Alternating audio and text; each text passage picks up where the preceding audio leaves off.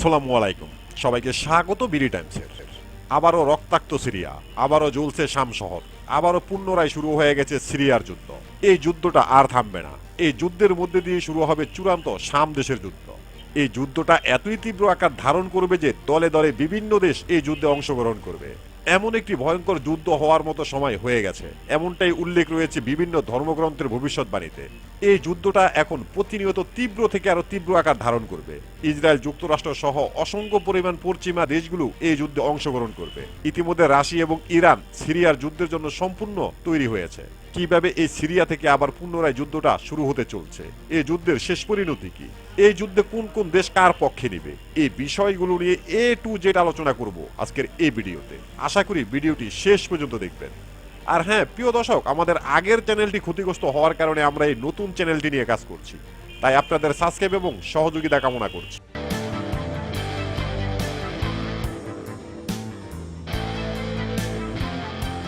সিরিয়ার গৃহযুদ্ধ কিংবা সিরিয়া যুদ্ধ, এমন অবস্থা পৃথিবীর আর কোনো দেশেই নেই। এত পরিমাণ বিদ্রোহী গোষ্ঠী, এত পরিমাণ দেশের সামরিক বাহিনী, কে কাকে মারছে আর কে মরছে, কে কার পক্ষে আর কে কার বিপক্ষে, এই সবকিছু বোঝাতে গেলে ঘন্টার পর ঘন্টা সময় লেগে যাবে। সংক্ষেপে সিরিয়ার মূল কিছু প্রতিপক্ষের কথা উল্লেখ করছি। কুর্দি এবং ফ্রি সিরিয়ান আর্মি, এটি সিরিয়ার একটি শক্ত প্রতিপক্ষ। এদেরকে অস্ত্র, অর্থ, এমনকি কূটনীতিক সমর্থন দিয়ে থাকে ইসরায়েল, যুক্তরাষ্ট্র, পশ্চিমাদের পাশাপাশি অসংখ্য পরিমাণ আরব দেশ। এই গোষ্ঠীগুলোর মধ্যে ছোট বড় মিলিয়ে অন্তত 15টি গোষ্ঠী রয়েছে। আইএস সিরিয়াতে একটি শক্ত প্রতিপক্ষ। ধারণা করা হয় এই গোষ্ঠীটিকে গোপনে লালন পালন করে থাকে ইসরায়েল এবং যুক্তরাষ্ট্র। হায়াত তাহরির আল শাম বিদ্রোহী, এই গোষ্ঠীটিও সিরিয়ার সবচেয়ে শক্তিশালী গোষ্ঠীগুলোর মধ্যে একটি। কিন্তু এই গোষ্ঠীটি কিভাবে এত শক্তিশালী হয়ে উঠল তা এখনো অনেকের কাছে অজানা। ছোট বড় অন্তত 10টি বিদ্রোহী গোষ্ঠী এদের সাথে একাত্রিত হয়েছে। After years of laying dormant, the civil war in Syria is suddenly dynamic again. With events যুক্তরাষ্ট্র এবং যুক্তরাজ্যের নেতৃত্বাধীন ন্যাটো জোটের বেশ কয়েকটি সামরিক ঘাঁটি রয়েছে সিরিয়াতে। পৃথিবীর আরও এক পরাশক্তি রাশিয়ারও বেশ কয়েকটি শক্তিশালী সামরিক ঘাঁটি রয়েছে সিরিয়াতে। ইরান সমর্থিত শক্তিশালী বেশ কিছু মিলিশিয়া গোষ্ঠী রয়েছে সিরিয়াতে। রয়েছে ইরানের আইআরজিসির পরিচালিত শক্তিশালী আধা সামরিক বাহিনী। সিরিয়াতে রয়েছে মধ্যপ্রাচ্যের সবচেয়ে শক্তিশালী গোষ্ঠী হিজবুল্লাহর শক্ত বেশ কয়েকটি সামরিক ঘাঁটি।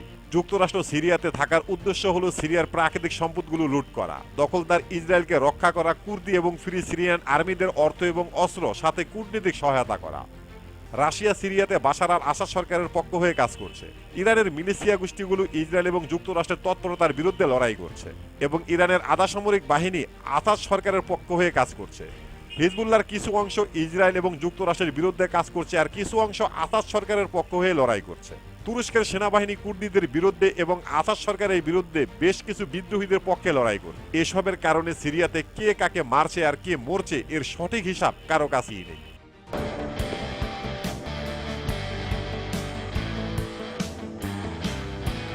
এই যুদ্ধটা এমনভাবে চলছে এর কোনো সমাধান নেই। হামলা পাল্টা হামলা, আবার পুনরায় হামলা, দখল পাল্টা দখল, আবার পুনরায় দখল। এই যুদ্ধে যারা মারা যাচ্ছে তাদের তালিকায় রয়েছে নিরীহ জনগণ, বিদ্রোহী এবং সরকারি সমর্থকরা। এই তালিকায় তারাই নেই যারা এই যুদ্ধটি পিছন থেকে তৈরি করেছে এবং কাজ করছে। 2011 সাল থেকে 2023 সাল পর্যন্ত একটানা 12 বছর জ্বলেছে সিরিয়া। হঠাৎ করে শান্ত হয়ে যায় সিরিয়ার অবস্থা। অনেকে ভেবেছিল সিরিয়াতে শান্তি ফিরে এসেছে, কিন্তু আবারও সবচেয়ে ভয়াবহ অবস্থা তৈরি হয়েছে সিরিয়াতে। বর্তমানের মতো এত ভয়াবহ অবস্থা সিরিয়াতে আর কখনো দেখা যায়নি। দীর্ঘ 12 বছরও এত ভয়াবহ যুদ্ধ সৃষ্টি হয়নি সিরিয়াতে। বিদ্রোহী গোষ্ঠীগুলো একের পর এক ধ্বংসলীলা চালাচ্ছে সিরিয়ার বিভিন্ন অঞ্চলে, দখল করছে একের পর এক রাজ্য। সিরিয়ার দ্বিতীয় বৃহত্তম শহর আলেপ্পো পুরোপুরি নিয়ন্ত্রণ নিয়ে নিয়েছে বিদ্রোহীরা।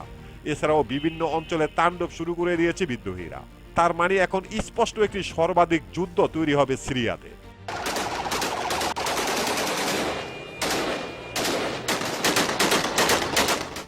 এখন প্রশ্ন হলো, হঠাৎ করে বিদ্রোহী গোষ্ঠীগুলো এত শক্তিশালী কিভাবে হলো, এবং সিরিয়ার বন্ধু রাশিয়া এবং ইরানের মতো দেশ সিরিয়ার পাশে থাকার পরও কিভাবে এমন পরিস্থিতি তৈরি হলো। বিভিন্ন তথ্যে উঠে এসেছে দীর্ঘ কয়েক বছর যাবৎ অর্থ এবং সামরিক অস্ত্র দিয়ে যুক্তরাষ্ট্র এ সমস্ত বিদ্রোহী গোষ্ঠীগুলোকে সর্বোচ্চ শক্তিশালী হিসাবে তৈরি করেছে, যেন সিরিয়াতে একটি ধ্বংসলীলা চালানো যায়। আর এতে ইসরায়েল সম্পূর্ণরূপে সহযোগিতা করেছে।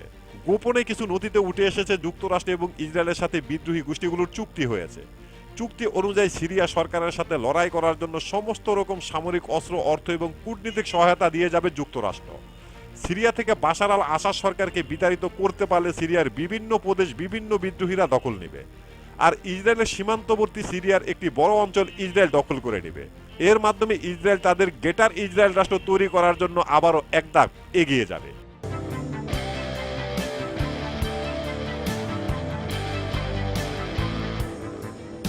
এরপর প্রশ্ন একটি থেকেই যায়, রাশিয়া এবং ইরানের মতো দেশ সিরিয়ার পাশে থাকার পরেও কিভাবে এমন অবস্থা তৈরি হলো? এটা ইসরায়েল এবং যুক্তরাষ্ট্রের কৌশলের একটি অংশ। দীর্ঘ প্রায় 2 বছর যাবৎ ইরান এবং রাশিয়াকে তারা নিজেদের মধ্যে সম্পূর্ণরূপে ব্যস্ত রেখেছে বিভিন্ন যুদ্ধের মাধ্যমে। রাশিয়া ইউক্রেন যুদ্ধের কারণে রাশিয়া সিরিয়া সম্পর্কে বেশি একটা অবগত ছিল না। ইসরায়েল ফিলিস্তিনি এবং লেবানন যুদ্ধের কারণে ইরান সবসময় ব্যস্ত ছিল, সিরিয়া সম্পর্কে বেশি একটা অবগত ছিল না। আর এই দুটি যুদ্ধকে যুক্তরাষ্ট্র লালন পালন করেছে যেন যুদ্ধটা সহজে বন্ধ না হয়। ইরান এবং রাশিয়া যখন নিজেদের নিয়ে সম্পূর্ণ ব্যস্ত রয়েছে, এ সময় ইসরায়েল এবং যুক্তরাষ্ট্র সিরিয়ার বিভিন্ন বিদ্রোহী গোষ্ঠীগুলোকে অর্থ, সামরিক অস্ত্র এবং কূটনীতিকভাবে শক্তিশালী রূপে তৈরি করেছে। ইসরায়েল এবং যুক্তরাষ্ট্রের মূল টার্গেট হলো সিরিয়া, হিজবুল্লাহ কিংবা হামাস নয়। বর্তমানে যে সিরিয়াতে এমন একটি পরিস্থিতি তৈরি হবে, এ পরিকল্পনা তৈরি করেছে যুক্তরাষ্ট্র এবং ইসরায়েল আরো কয়েক বছর আগে। তারই অংশ হিসাবে আবারও পুনরায় ভয়াবহ যুদ্ধ শুরু হয়েছে সিরিয়াতে। 4 years trying to wrestle control of Aleppo from rebel forces, eventually succeeding in যদিও লেবাননের হিজবুল্লাহর সাথে দখলদার ইসরায়েলের একটি যুদ্ধবিরতি চুক্তি হয়েছে, কিন্তু এই চুক্তি শুধুমাত্র কাগজে আর কলমই থেকে যাবে, বাস্তবে তা কখনোই আলোর মুখ দেখবে না। এর কারণ হলো গোটা বিশ্ববাসীর নজর থাকবে গাজা এবং লেবাননকে কেন্দ্র করে, মূল ঘটনা ঘটবে সিরিয়াতে।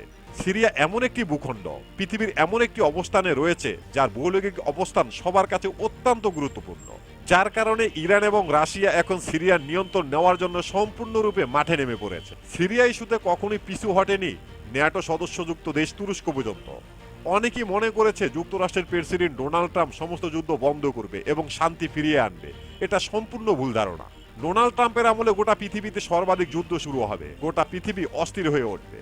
বর্তমানে যে সমস্ত অঞ্চলগুলোতে শান্তি বিরাজ করছে সে সমস্ত অঞ্চলগুলোতে পর্যন্ত অস্থির হয়ে উঠবে। একে একে আরো অসংখ্য পরিমাণ দেশ সিরিয়াতে এসে জড়ো হবে। গোটা পৃথিবী জুড়ে একটি সর্বাধিক যুদ্ধ শুরু হবে এই সিরিয়ার মাটি থেকে।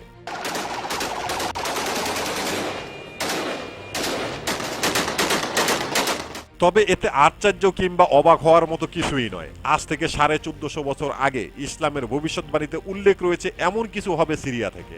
যদিও সরাসরি সিরিয়া নাম উল্লেখ করা হয়নি, বলা হয়েছে শাম দেশ থেকে। এক এক করে 80টি প্লাগ কিংবা 80টি দেশ সরাসরি এই যুদ্ধে অংশগ্রহণ করবে। পৃথিবীর 1/3 মানুষ ধ্বংস হয়ে যাবে এই যুদ্ধের মাধ্যমে। ইসলামের ভবিষ্যৎবাণীর পাশাপাশি ইহুদিদের ধর্মগ্রন্থ এমনকি খ্রিস্টানদের ধর্মগ্রন্থ পর্যন্ত উল্লেখ রয়েছে এমন কিছু হবে সিরিয়া থেকে। পৃথিবীর অসংখ্য পরিমাণ জ্যোতিষী, বিজ্ঞানী এবং বিশ্লেষকরা ভবিষ্যৎবাণী করেছে সিরিয়া যুদ্ধ নিয়ে। প্রায় ভবিষ্যৎবাণীগুলোতে উল্লেখ রয়েছে 2025 থেকে 2026 সালের মধ্যে পৃথিবীর ভাঙন শুরু হবে। একটি আখেরি যুদ্ধ শুরু হবে শাম দেশ থেকে। পৃথিবীর বিজ্ঞানী, জ্যোতিষী, বিশ্লেষক বিভিন্ন ধর্মের ভবিষ্যৎবাণীতে কি রয়েছে এই যুদ্ধ সম্পর্কে, এ বিষয়ে সম্পূর্ণভাবে জানতে এবং বুঝতে দেখতে পারেন আমাদের এই ভিডিওটি। প্রিয় দর্শক, আমাদের প্রতিটি ভিডিওর ইনফরমেশন উল্লেখযোগ্য ভেরিফাই পেজ থেকে সংগ্রহ করা।